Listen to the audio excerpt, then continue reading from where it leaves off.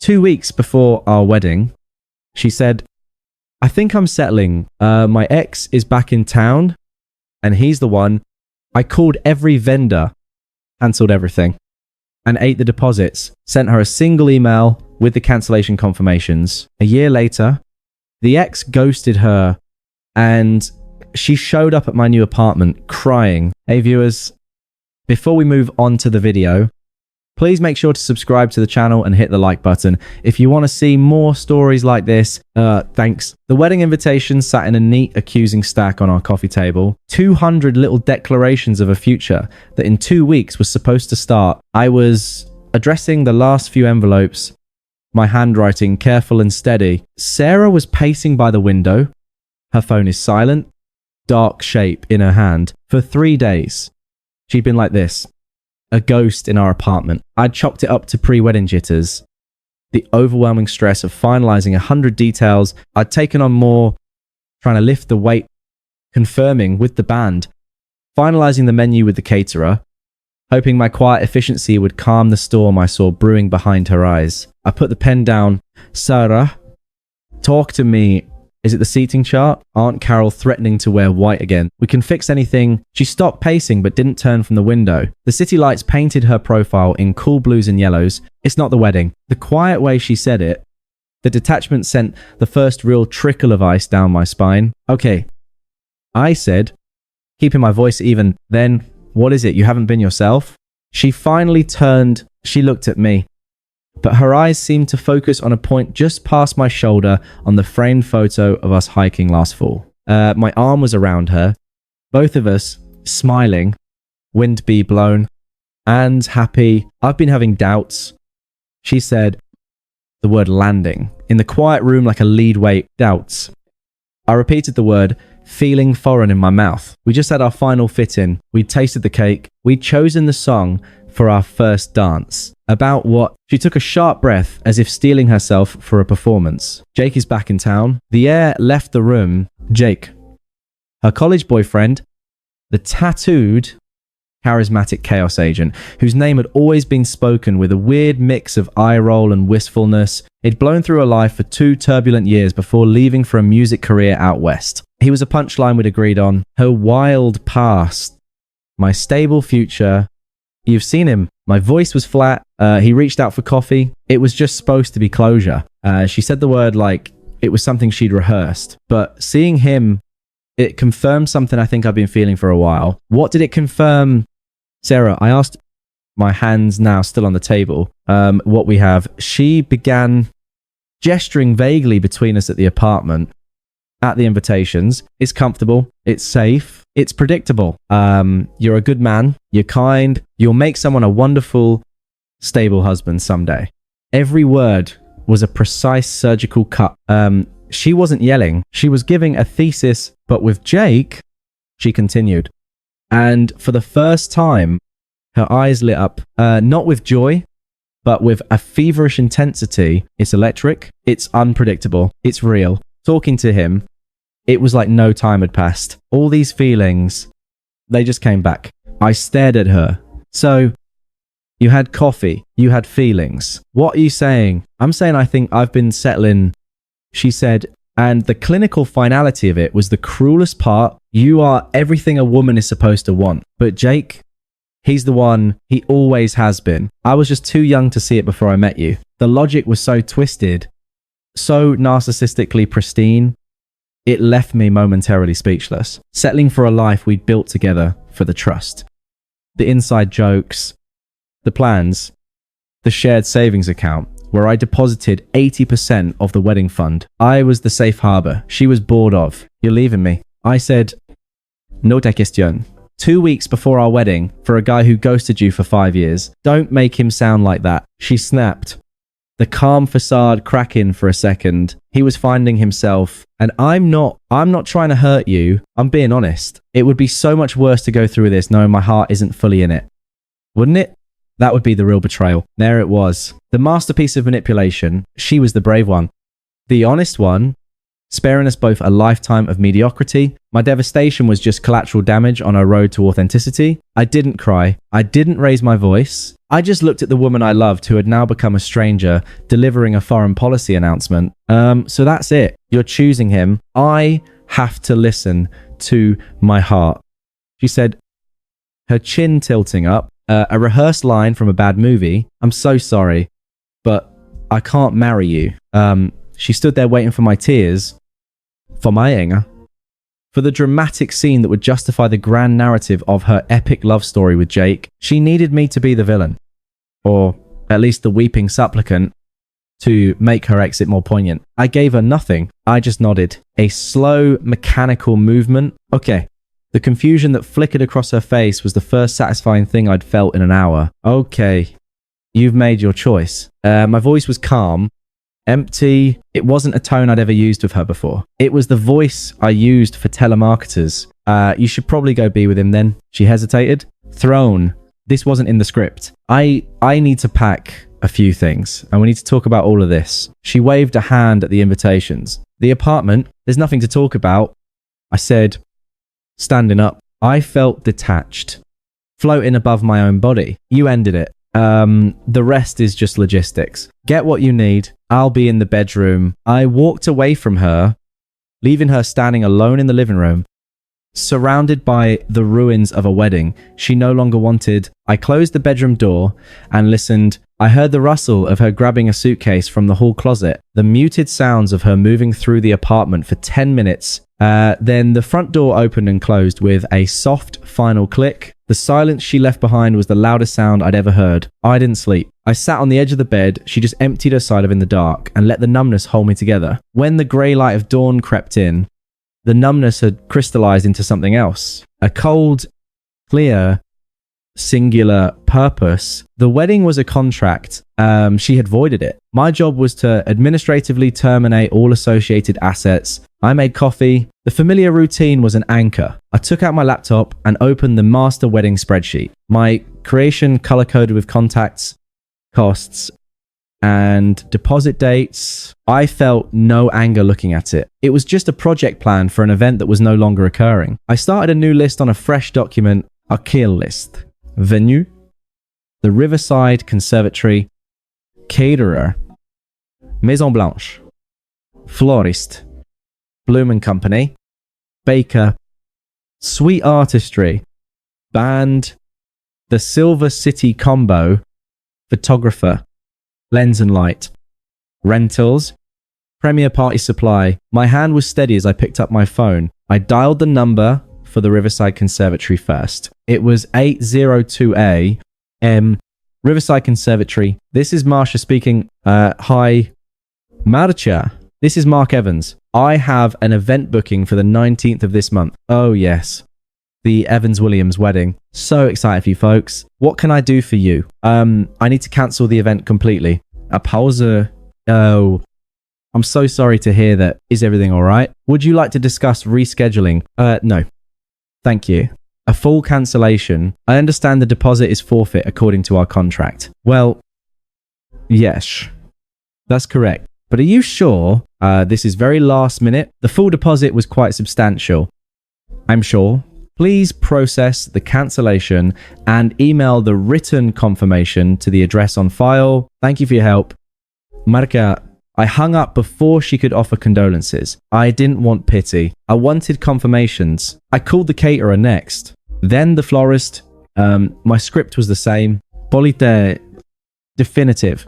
Devoid of emotion. I was a customer service bot executing a command. I need to cancel the order for the 19th. Full cancellation. Yes. I forfeit the deposit. Please email the confirmation. With each call, a piece of our imagined future was dismantled. The salmon entrace, the pay centerpieces, the 3-tier vanilla bean cake, the band's playlist that ended with "You Are the Best Thing" gone. Converted into lost statements in an inbox, I saved the band for last. The photographer, the rentals. My voice never wavered. I was operating in a vacuum. The financial hit was staggering. Thousands of dollars. Most of it from my savings, but the money felt abstract. It was the cost of a racer. a fee to make the phantom future disappear. B10-15 AM. It was done. My inbox began to ding one by one with PDF attachments titled Cancellation Confirmation. I packed a single suitcase, clothes, toiletries, my laptop, the small lockbox with my passport, and important documents. I didn't take a single photo. I didn't touch her things. I just needed to be gone from this museum of a life that was now defunct. I drove to a budget extended stay hotel on the other side of the city. I paid in cash for a week. The room was bland, beige, and anonymous, perfect. I opened my laptop. I compiled all the cancellation PDFs into a single file. I opened a new email. I typed her address. The body of the email required no thought. It was a clinical report to Sarah, subject wedding arrangements, as per your decision. All wedding arrangements have been terminated. Attached are the cancellation confirmations. All deposits have been forfeited. I will be in touch to arrange a time to collect the remainder of my belongings. Mark. I attached the PDF. My finger hovered over the trackpad. There was no rage, no sadness, no satisfaction. There was only the finality of a task completed. I clicked send. Then I turned my phone off. When I powered it back on a few hours later, it erupted. A volcano of notifications, missed calls, texts. The first one from Sarah, timestamped 11 minutes after my email. Sarah, what is this? What did you do? Then 5 minutes later, call me now. We need to talk about this. Like adults, then you can't just unilaterally cancel everything. My parents are calling, then a voicemail. I played it on speaker. My face expressionless. Her voice was shrill, stripped of all its earlier calculated calm. Mark, what the hell is wrong with you? Do you have any idea how much money you just threw away? My mother is hysterical. You have to call these people back and fix this. This isn't how you handle a disagreement. Call me back right now. You selfish, insane bastard. Click. I deleted the voicemail. I read the last text that had come through from an hour ago. Sarah, I'm coming over. We are talking about this. She was talking to an empty apartment. I put the phone back on the nightstand.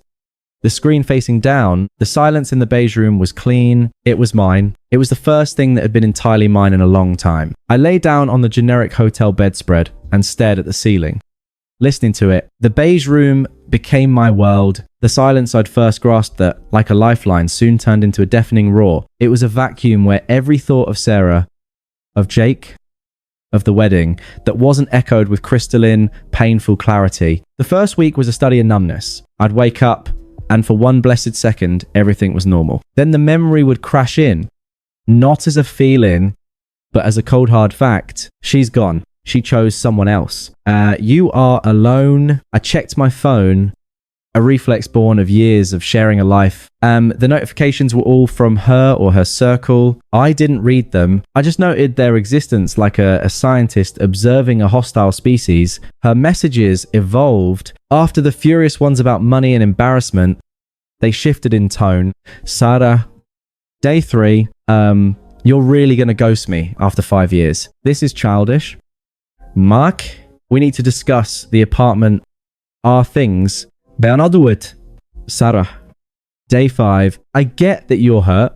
I am too. This is hard for everyone, but we need to communicate. Jake says, this silent treatment is a form of emotional abuse. That one almost made me laugh. Vet? Hollow sound in the empty room. Jake says, the man who'd blown up her life was now her relationship guru. I deleted it. The pain wasn't a sharp stab. It was a deep, persist ash, like a bone bruise on my soul. The unfairness of it was the worst part. I'd been loyal. I'd planned. I'd saved. I'd shown up. And I'd been deemed settling a safe, boring harbor while she waited for a more exciting ship. The logic of it was a maze with no exit designed to drive me mad if I lingered in it. I had to get out of the hotel. On day 8, I called Ryan, my oldest friend, the one Sarah had always quietly dismissed as too cynical. Dude, I heard, he said, his voice uncharacteristically solemn. Her sister posted some vague following my heart crap on Instagram. I put it together. My place tonight, I have beer, and I'm not taking no for an answer. I went, sitting on his cluttered couch, surrounded by video game posters, and the comfortable smell of old pizza. I felt the first flicker of something other than numbness. It was sanctuary. So Ryan said, handing me a bottle, the full story, and don't give me that it's complicated. Her sister's post made it sound like she bravely escaped a hostage situation. So I told him the pacing, the doubts, the name Jake. This settling speech, I recited it in that same flat telemarketer voice I'd used to cancel the florist. When I finished, Ryan just stared. She said, "You were settling 2 weeks out with the cake chosen and everything. That was the thesis." Yes. He took a long swig, and you just cancelled it all. Every vendor, yes. A slow grin spread across his face. Cold. I love it. The most expensive breakup in history, it wasn't about the money. I said, and for the first time, I felt a spark of the truth behind the words. It was about closing the file. She ended the marriage. I just ended the party. Let her and Jake have their electric, unpredictable romance. It has nothing to do with me. Ryan's grin faded into something like respect. Hell yeah. That's the mantra. Nothing to do with me. Now, how can I help? With Ryan's help, I found a real apartment, a small, sunny one-bedroom in a neighborhood. Sarah had deemed up and coming, but not there yet. I bought a bed, a sofa, on la table. No consultations, no compromises. It was sparse, but it was mine. I went back to the old apartment once with Ryan as a buffer at a time she'd agreed to via a Turtex exchange. She was there with Jake. He was exactly as I'd pictured, leaning against my kitchen counter with a practiced casualness. A sleeve of tattoos visible under his rolled up flannel. He gave me a nod that was meant to be cool but came off as arrogant. Sarah looked tired beneath a layer of makeup. "Mark?" she said, her voice tight. "Sarah." I didn't look at Jake. I walked past them both to the bedroom where I'd left boxes for my things. Ryan followed, shooting a withering glance at Jake that made the other man shift uncomfortably. As we carried boxes out, I heard her hiss to Jake in the living room. Just go wait in the car." Okay. He left without a word to me. On my final trip, standing in the doorway of the apartment for the last time, she spoke. "You look good." She said, an awkward attempt at something. Civility, fishing, thanks. I said, hoisting the last box. I didn't return the compliment. She didn't look good. She looked wired and thin. I hope you can find happiness. She said, the words ringing hollow as a bell. I met her eyes then, and I saw a flicker of the old familiarity, but it was buried under layers of her new narrative. "You made your choice, Sarah." I said, my voice quiet but clear. "My happiness is no longer your concern. Goodbye." I left her standing in the doorway of our empty shared history. As the elevator doors closed, Ryan let out a low whistle. "My happiness is no longer your concern." Dumb. You're a stone cold poet, man. But I wasn't stone cold. In the solitude of my new apartment, the ache returned. He let it. I didn't fight it. I'd sit in the silence, and instead of planning a wedding, I planned my life. I rejoined a weekend hiking group. I finally signed up for the woodworking course. I'd always talked about I poured myself into work, not as an escape, but as a foundation. The pain was like a stubborn house guest. But slowly, day by day, it took up less space. It became a quiet background humor of a sound. I changed my number. It was the final decisive cut. The last tether snip. The new silence was profound, and for the first time peaceful. The news of her downfall came to me in fragments from oblique angles. I didn't seek it. The world in its small interconnected way delivered it to my doorstep. The first piece came from Megan, a mutual friend who'd always been squarely on Team Sarah during the initial fallout. She texted my old number, not knowing I'd changed it. The message forwarded to my email. Megan forwarded, "Hey, Mark, I know you probably hate us all, and I get it, but I thought you should know things with Jake aren't good. He's not who she thought. He's taken a bunch of money from her for some business venture, and he's never around. She's a mess. I just feel guilty. Maybe you were right. I'm sorry." I stared at the words on my screen. Maybe you were right. Not an apology to me, but a confession of her own poor judgment. I felt nothing. No Schadenfreude. No pity. It was a weather report from a country I'd left. Conditions, stormy. I deleted the email. The second piece was visual. Ryan, Eva, the vigilant scout, sent me a screenshot. It was from Jake's Instagram, which was set to public. The post was a blurry photo of the open road from a car window. The caption, gotta keep moving. On to the next vibe. Victory hand-checked Sarah's. Ryan's accompanying text read, silence, for 3 weeks. Then this yesterday, he sent another screenshot. It was a story post. Just text on a dark background. It read, when you realize the adventure was just a detour to nowhere, the plot thickens. Ryan wrote, or more accurately, collapses. The final definitive piece came via my parents, my mother, who had been heartbroken but fiercely protective of me, called One Evening, her voice laced with grim satisfaction. You'll never guess who your father ran into at the golf club. She began, Sarah's dead. I guessed, leaning against my kitchen counter. Through the window, I could see the lights of my new neighborhood twinkling peacefully. Bingo. And he looked, according to your father, like he'd aged 10 years. He was all fake smiles until your dad asked how Sarah was doing. Then he just deflated. My mother paused and I could hear the clink of her teacup. Apparently, that Jake character bled her dry, took almost $15. 000 for some record studio time. That never happened. Then last month, he just vanished. Cleared out his stuff from her apartment while she was at work and blocked her on everything. Left her with a maxed out credit card he'd borrowed. I listened, watching a couple walk hand in and down the street below. I felt a distant academic interest. That's unfortunate. I said, unfortunate. My mother spluttered. It's karmic justice is what it is. She destroyed everything for a common grifter. And now, Mark, listen to this. Now, she's telling people she made a terrible mistake, that she was manipulated, that she never stopped loving you. She's trying to rewrite history. Lid here. I said, my voice calm. Her history has nothing to do with my present. There was a long silence on the other end. You're really okay, aren't you? She said, her tone shifting from fury to wonder. I'm building a good life. Mom, quiet one. What she's doing, it's just noise from another room. But the noise was trying to find its way back to my door. A week later, a voicemail appeared on my new private number. I have no idea how she got it. Her mother's voice, saccharine and strained, filled my car as I drove home from my woodworking class. Mark? Dear, it's Linda. Sarah's mom? I know this is highly unusual. We've all been through such a trial, haven't we? That horrible man. He's really done a number on our girl. She's not well.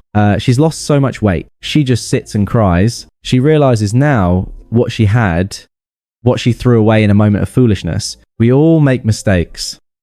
Mark, you loved her once. As a mother, I'm begging you, just talk to her. Just a coffee.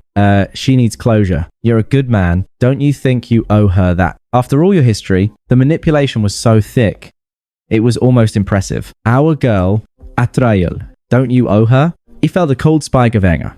Not for me, but for the sheer audacity, the entitlement that believed my peace was something I owed to the person who shattered it. I didn't delete it immediately. I saved it. I played it again when I got home, sitting in my quiet, clean living room, surrounded by the smell of fresh cut pine from my class project. I listened to every wheedling.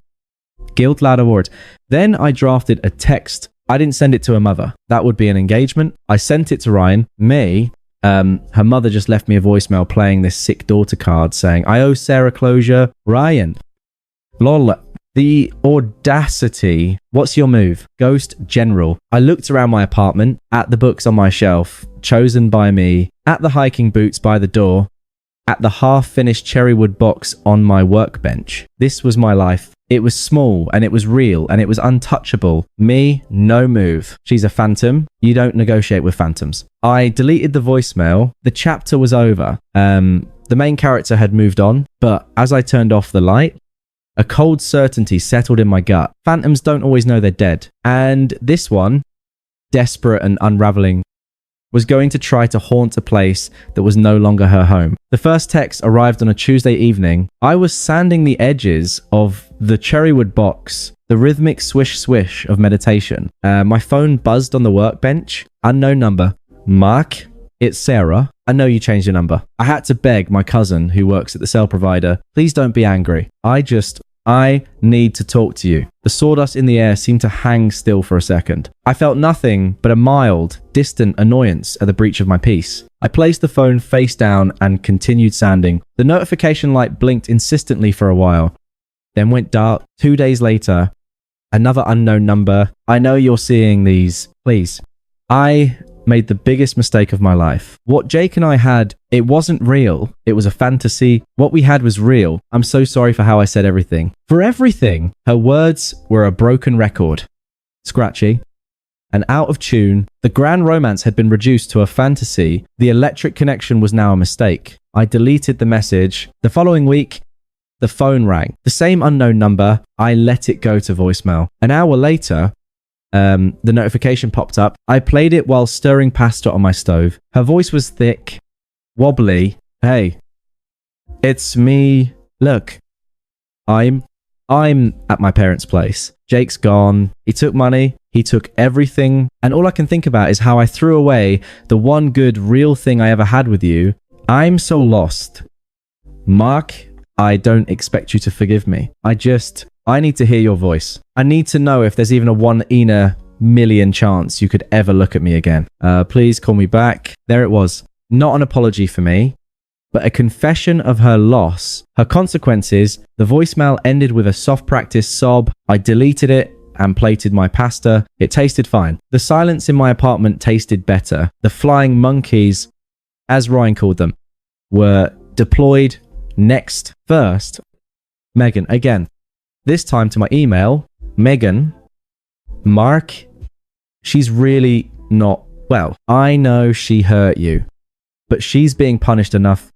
Don't you think? That guy destroyed her. She's a shell. She cries every day. All she talks about is you and the life she threw away. Would it kill you to send her a text? Just, I hope you heal something. You used to be so kind. You used to be so kind. The ultimate guilt trip. My kindness was a trait she'd valued when it served her. And now it was a weapon to be used against me for not dispensing it on demand. I didn't reply. Then a Facebook message from her brother David, whom I'd once helped move apartments.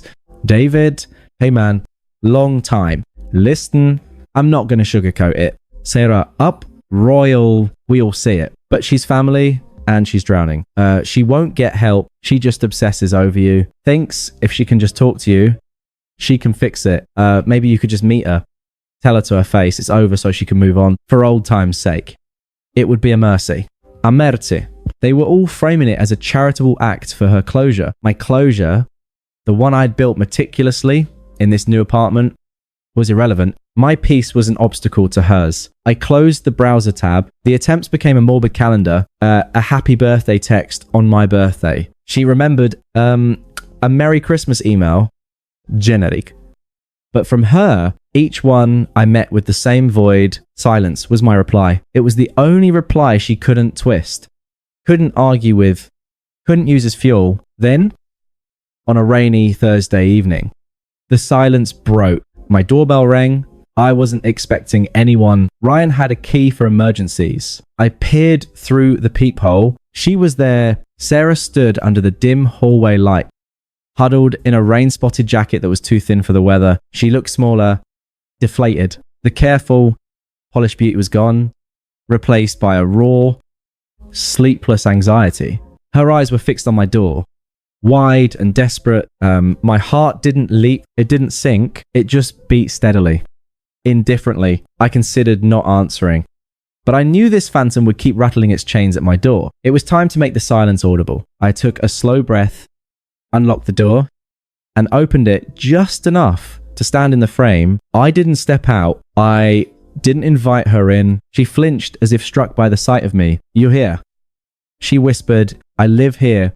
I said, my voice neutral, "You didn't answer any of my calls, my texts." Her voice trembled, tears already welling. The performance was beginning. "No." I agreed. "I need to talk to you. Can I come in just for 5 minutes?" "No." The blunt refusal stunned her. She blinked. The tears spilling over. Please. Mark, I'm not okay. Jake, he used me. He lied about everything. He took money and he left. He ghosted me. She choked on the last word. The irony apparently lost on her. I waited. I said nothing. Her frustration bubbled up at my calm. Say something. I'm here. I'm humiliating myself. Don't you see what I threw away? We had a whole life planned, a home, a family, and I ruined it for a lie. She was rewriting history in real time. Our plans were now her lost treasure. Not this settling. She'd scorned. You were right. She pleaded, taking a half step forward. I didn't retreat. My stillness was a wall about everything. I was blind. I was stupid. I never stopped loving you. It was always you. That was the line, the one she'd probably practiced in the mirror. It hung in the damp hallway air. Cheap and theatrical. I finally spoke. What you're going through, I said. My tone flat. Conversational. Has nothing to do with me. She stared. Her mouth slightly open. What? Of course it does. It's because of you. Because I lost you. You didn't lose me. Sarah, you handed me back. You were very clear. Jake was the one. I was settling. You made your choice, but I chose wrong. She wailed. Her composure cracking into genuine, ugly distress. It was a mistake. People make mistakes. Don't you believe in second chances? Don't you believe the love we had is worth saving? I looked at her, this stranger, crying on my doorstep. I felt a vast, untouchable distance between us. The love we had ended the moment you decided it was settling. You didn't want a second chance with me then. You wanted an upgrade. You don't get to call for a reset now that the upgrade was defective. Her face contorted, hurt, flashing into anger. The true colors, after everything I'm going through, you're just going to stand there and be this cold. You're really that vindictive after what you did, cancelling everything and humiliating me in front of everyone. There it was. The core of it, the humiliation, the money, the social fallout, not remorse for my pain, but rage at her consequences. I didn't humiliate you. I said, my voice still quiet, final, you humiliated yourself. I just accepted your decision and handled the logistics. Goodbye. Sarah, I began to close the door. Wait. She cried, throwing a hand out. You'll never forgive me, will you? You'll hold this over me forever. I paused, the door just ajar. I looked at her one last time, not with anger, not with pity, but with pure absolute clarity. There's nothing to forgive.